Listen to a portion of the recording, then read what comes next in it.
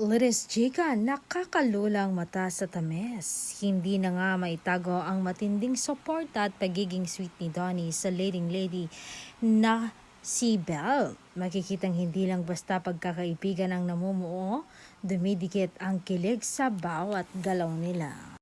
Bakit nga ba ganito ka-supportive itong si Donnie? Mula sa mga outings, concerts, project, at photoshoot sa mga private gatherings, lagi nang nasa tabi ni Belle ang aktor na si Donnie. Tila nakandang ipagtanggol at alagaan ng aktres sa kabila ng mga isyong pinagdadaanan nito.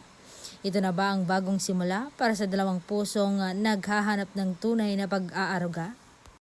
Ang pagiging sweet nila ay hindi lang para sa kamera, kundi isang patunay na sa gitna ng matinding hapde ng issue fake news, may pag-asa pang sumibol ang isang bagong pagmamahalan.